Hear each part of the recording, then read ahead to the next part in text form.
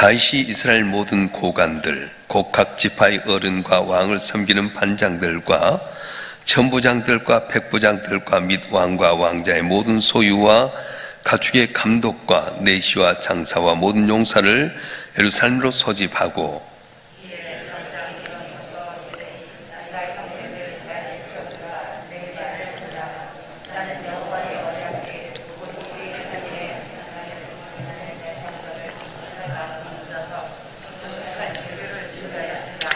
하나님이 내게 이르시되 너는 전쟁을 많이 한 사람이라 피를 많이 흘렸으니 내 이름을 위하여 성전을 건축하지 못하리라 하셨느니라.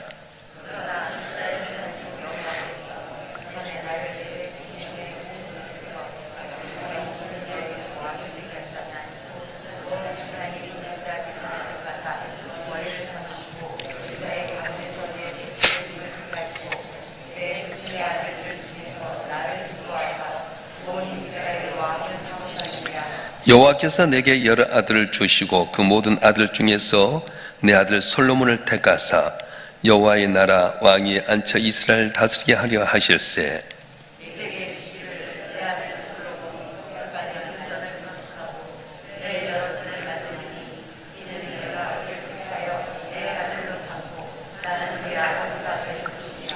그가 만일 나의 계명과 법도를 힘써 준행하기를 올같이 하면 내가 그의 나라를 영원히 경고하리라 하셨느니라.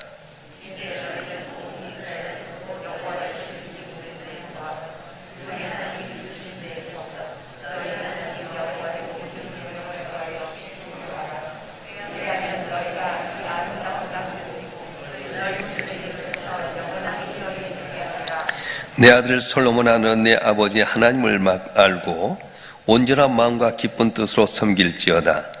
여호와께서는 모든 마음을 감찰하사 모든 의도를 아시나니 내가 만일 그를 찾으면 만날 것이요 만일 내가 그를 버리면 그가 너를 영원히 버리시리라.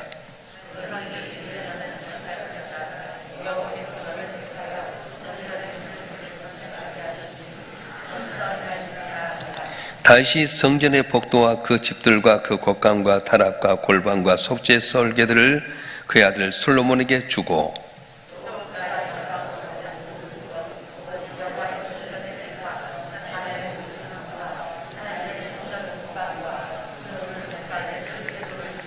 또 제사장과 레위 사람의 반열과 여호와의 성전을 섬기는 모든 일과 여호와의 성전을 섬기는 데 쓰는 모든 그릇의 양식을 설명하고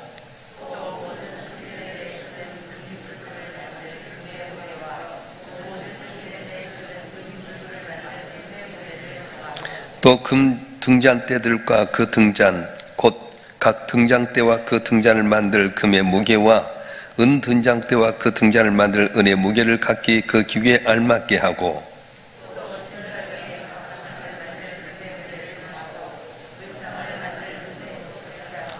갈고리와 대접과 종자를 만들 순금과 금잔 곧 각 잔을 만들 금의 무게와 또 은잔 곧 각 잔을 만들 은의 무게를 정하고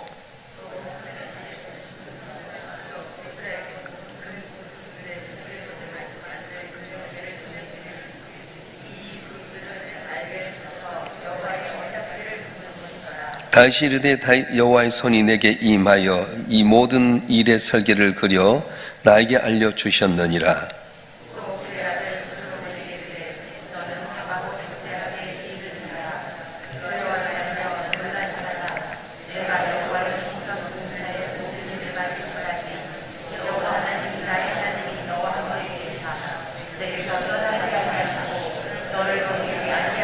다 같이요.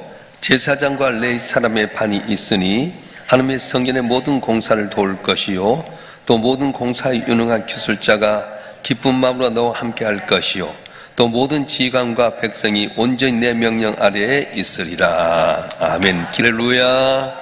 어때? 설 연휴 잘 보내셨습니까?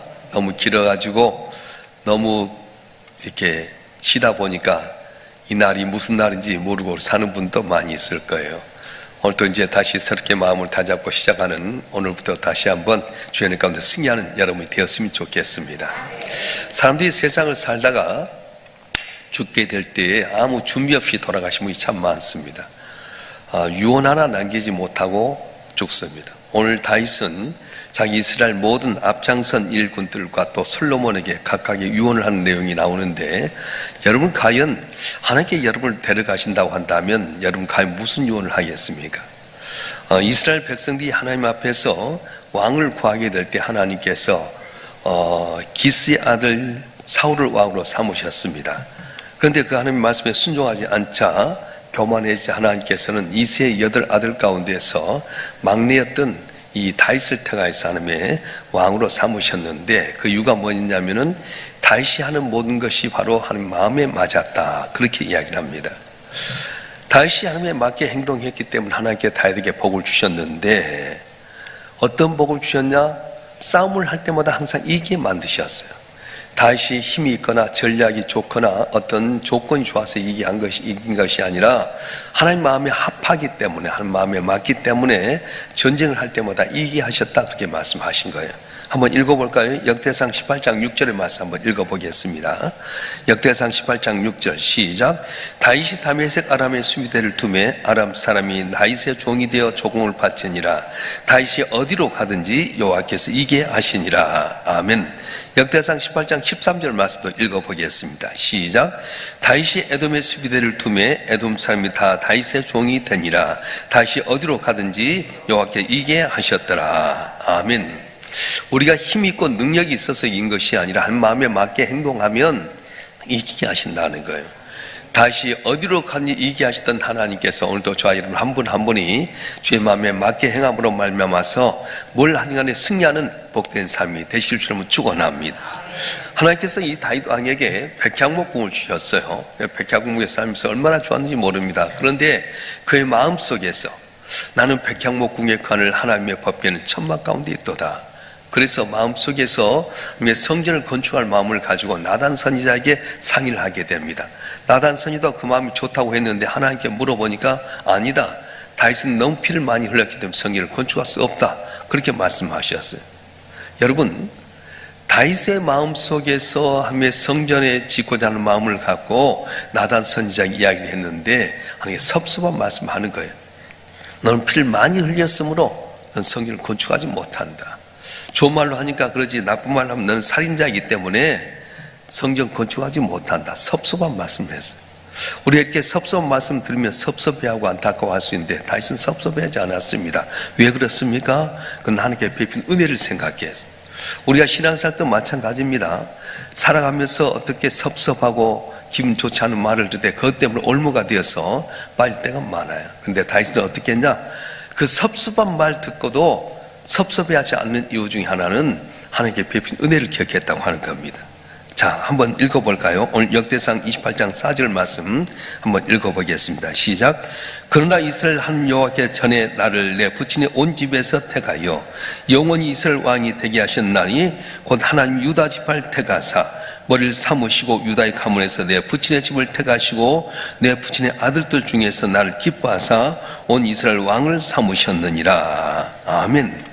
이스라엘 12지파 가운데서 이 4번째 지파였던 유다 지파, 그 유다 지파 가운데 이 이세 아들 가운데 8명의 아들이 있었는데 제일 보잘것없는 막내였던 다윗을 왕으로 삼으셨다고 하는 겁니다. 그래서 다윗은 난 정말 왕이 될 만한 어떤 조건이 없는데도 불구하고 나를 택한 왕이 되게 하셨다, 그걸 생각했어요. 우리가 신앙생활 때 꼭 기억해야 될 것은 사람과의 관계나 주의 종을 통해 들려온 말씀이 마음을 섭섭해하고 상처받게 할 때가 있습니다. 그런데 그것에 생각지 말고 다윗처럼 하나님께 베푼 은혜를 생각하고 기억하면 섭섭함도 지나가게 되고 오히려 그것이 내게 복이 되는 역사가 일어날 줄 믿습니다. 할렐루야. 그래서 이 다윗은 너는 살인자로서 성전을 짓지 못하지만 네 아들 솔로몬을 통해서 내가 성전을 건축하겠다 했더니 너무너무 기뻐하는 거예요. 오늘 꼭 내가 해야 된다고 생각하지만 다윗은 그 아들 솔로몬을 통해서 하나님의 성전, 그렇게 짓고자 하는 성전을 솔로몬 짓게 하는 것에 대해서 너무 기뻐했다고 하는 겁니다. 그런데 다윗은 이 성전을 누구에게 부탁하면 백성들에게 부탁하게 되는 거예요. 그래서 내가 죽어도 아들 솔로몬께 같이 너희들이 다 성전을 건축했으면 좋겠다. 자, 그러면서 아들에게도 이제 유언을 하게 되는데 오늘 역대상 28장 9절과 10절 중요한 유언입니다. 한번 읽어보겠습니다. 역대상 28장 9절부터 10절까지 시작. 내 아들 솔로몬아, 넌 내 아버지 하나님을 알고 온전한 마음과 기쁜 뜻으로 섬길지어다. 여호와께서는 모든 마음을 감찰하사 모든 의도를 아시나니 내가 만일 그를 찾으면 만날 것이요 만일 내가 그를 버리면 그가 널 영원히 버리시리라. 그런즉 이제 너는 삼가할지어다. 여호와께 너를 택하여 성전에 건물을 건축하게 하셨으니 힘써 행하지나 하니라. 아멘.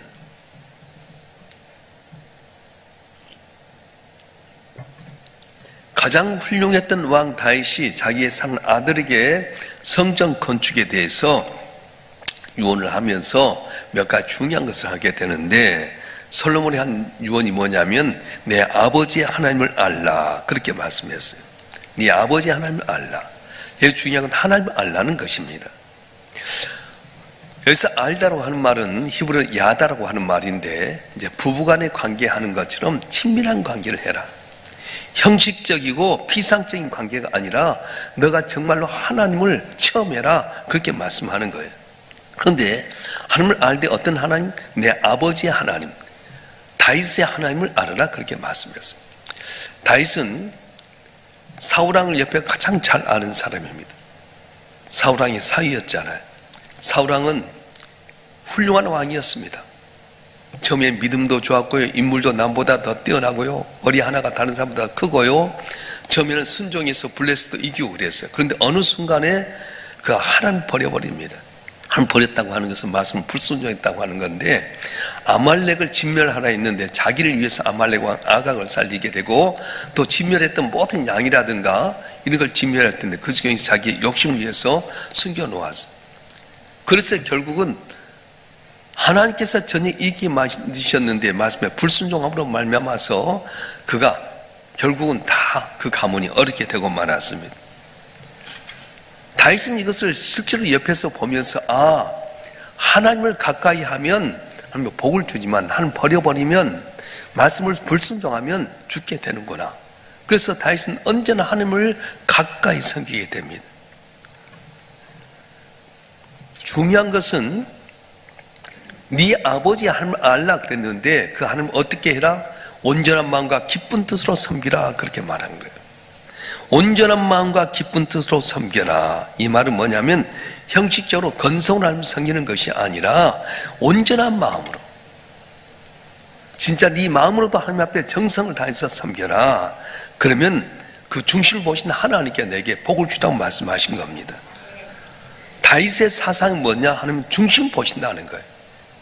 사람은 겉을 보지만 하나님 중심을 보시기 때문에 네가 항상 함께 향해서 그 마음이 진실로 향하게 되면 너를 아시고 복을 준다고 말씀하신 겁니다. 자, 사울 왕의 불순종하니까 하나님께서 이세 아들들 가운데 왕을 세우려고 사무엘이 갔어요. 네 아들들 내게 보여라.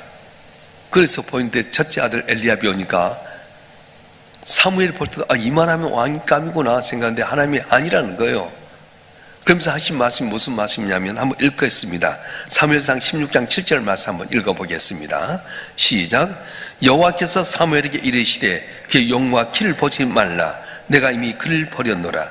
내가 보는 것은 사람과 같지 아니하니 사람은 외모를 보거니와 나 요한은 중심을 보느니라 하시더라. 아멘. 외모를 보는 것이 아니라 우리 중심을 보신다는 거예요.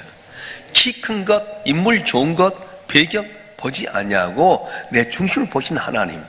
오늘 또 새벽 명심 앞에 나와서 마음과 뜻과 정성을 다해 섬기고자 하는 여러분 한 분 한 분 보신 주님께서 여러분의 작은 시험도 응답하는 귀한 복을 줄 줄로 믿습니다.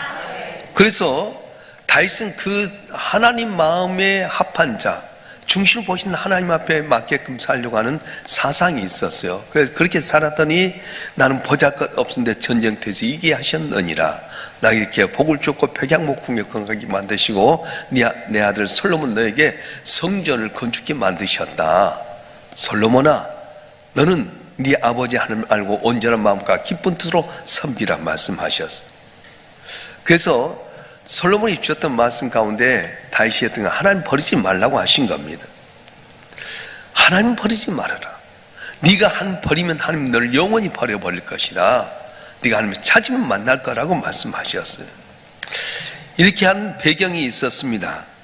그는 사울의 모습 가운데서 불순종하니까 위대했던 왕이었는데 한순간 몰락해 버린구나.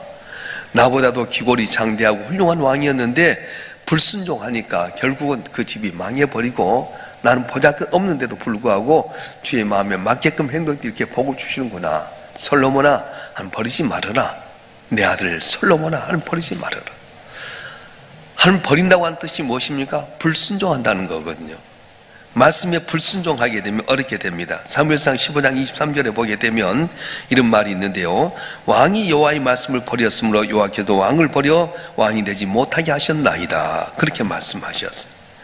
왕이 여호와의 말씀을 버렸으므로 여호와께서도 왕을 버려 왕이 되지 못하게 하셨나이다.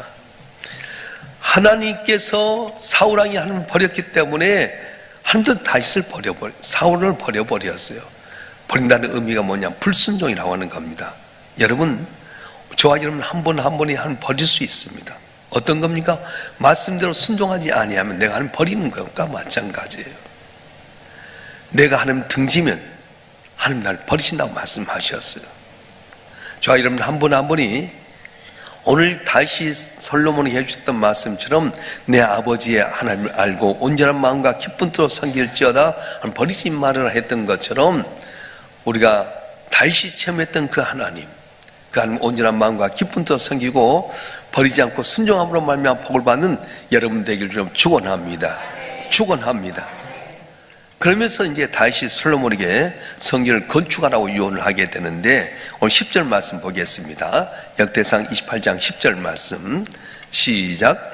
그런즉 이제 너는 삼갈지어다 여호와께 널 택하여 성전의 건물을 건축하게 하셨으니 힘써 행할지니라 하니라. 아멘. 하나님께서 너를 택하여 성전을 건축하게 하셨으므로 힘써 행할지니라. 하나님께 솔로몬 성전 건축을 택했다고 하는 겁니다. 여러분, 솔로몬이 성전을 건축할 때 힘들었을까요? 아니 힘들지 않았을까요? 힘들지 않았어요. 왜냐? 아버지 다시 다 준비했기 때문에. 성전은 아무나 짓는 것 아닙니다. 택한 자에게 주시는데 우리가 힘든 것 같지만은 하나님께 모든 걸 다 준비하신다고 하는 거예요. 할렐루야. 저와 여러분 한 분 한 분 일삼역에서 섬기면서 성전 건축에 동참했던 것은 택하신 백성들의 성전을 건축하게 하시는데 하나님께 다 도우실 줄로 믿습니다. 할렐루야. 성전을 건축했을 때 아버지 유산을 상속할 수 있었습니다. 만약에 솔로몬이 성전을 건축하지 아니했다고 한다면 어마어마한 재산을 물려줬던 다윗, 성전 건축에 있어 물렸던 다윗의 재산을 솔로몬 다른 데 쓰고 말았을 겁니다. 그래서 솔로몬이 해주셨던 말씀은 네가 이렇게 많은 재물을 남겨주는데 넌 이거 헛된 데 쓰지 말고 성전 건축하라 그렇게 말씀하셨어요. 다시 솔로몬이 성전 건축하고 나니까 어땠습니까? 엄청난 복을 누리게 만드셨습니다. 아버지 유언을 이어받아 성전을 건축했는데 다윗이 누렸던 복보다 더 많은 복을 받게끔 만드셨다는 것입니다. 다윗은 마음으로만 성전을 건축하려고 했어요. 그런데도 불구하고 하나님께 다윗에게 엄청난 복을 주셨습니다. 그런데 다윗은 이걸 알았기 때문에 솔로몬이 너는 성전을 건축하라 해서 아버지가 다 준비한 것 가운데 설계도까지 모든 걸 다 준비해서 지으라 했을 때 솔로몬이 거기에 따라 지었는데 솔로몬이 아버지보다 훨씬 더 많은 복을 받았다고 하는 것입니다. 사랑하는 성도 여러분, 저와 여러분에 맡긴 사명이 무엇입니까? 그 사명을 감당하게 될 때 사명을 감당할 수 있는 능력도 주시고 또 이것을 사명을 감당할 때 놀랍게 복을 주실 텐데 저와 여러분 한 번 하면 오직 다윗이 섬겼던 그 하나님을 나도 체험하고 온전한 마음과 기쁜 뜻으로 섬기고 말씀에 순종해서 맡긴 사명을 잘 감당하면 솔로몬이 받았던 복, 다윗이 받았던 복을 오늘 또 우리가 받게 되는 은혜가 있을 줄로 믿습니다. 그래서 우리 신앙생활 잘해야 돼요. 저도 이 설교를 준비하면서 내가 우리 교인들에게 혹시 죽을 때 뭐라고 이렇게 유언할까? 우리 자녀에게 뭐라고 유언할까 생각해 봤어요. 근데 여러분, 어차피 예수 믿는데 예수 잘 믿었으면 좋겠어요. 내가 만났던 주님, 보잘것없고 미약하고 가능성 없는 자를 택하여서 주의 종을 삼으시고 때를 따라 도문에서 불가능을 가능케 하시는 기적의 하나님을 여러분 잘 섬겼으면 참 좋겠어요. 난 우리 자녀들도 그렇게 말하고 싶어요. 얘들아, 이 양 믿으면 확실히 믿어라. 확실히 예수님 잘 믿어라.